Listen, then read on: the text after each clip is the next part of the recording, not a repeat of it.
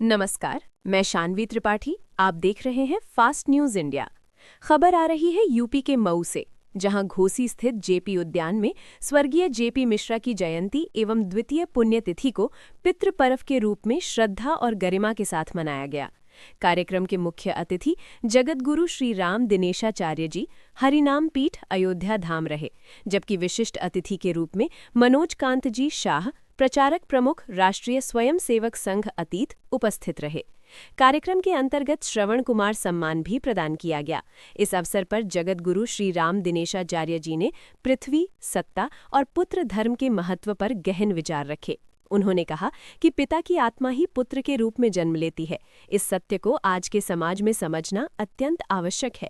उन्होंने वर्तमान समय पर चिंता व्यक्त करते हुए कहा कि आज लोग पिता की संपत्ति और वसीयत तो लेना चाहते हैं, लेकिन उनके संस्कार, अनुशासन और विरासत को अपनाने से कतराते हैं। माता पिता का सम्मान केवल संपत्ति के लिए नहीं, बल्कि उनके त्याग, तपस्या और मूल्यों के लिए होना चाहिए।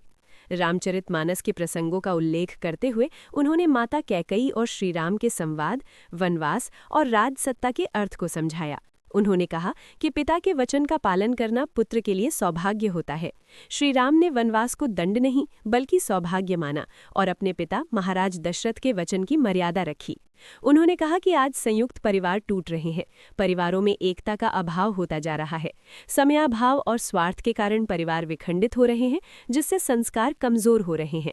यदि परिवार में एक दूसरे की चिंता और देखभाल न हो तो परिवार टूटना निश्चित है।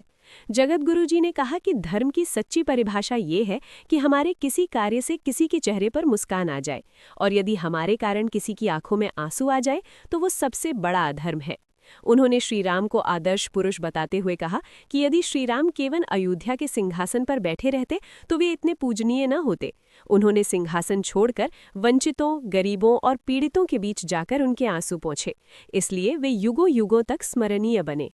कार्यक्रम का समापन सामाजिक एकता, पारिवारिक मूल्यों और सेवा भावना के संदेश के साथ हुआ।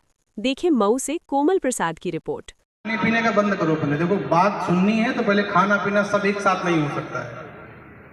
शांति से थोड़ी देर बैठ जाओ, क्योंकि जीवन भर खाने पीने।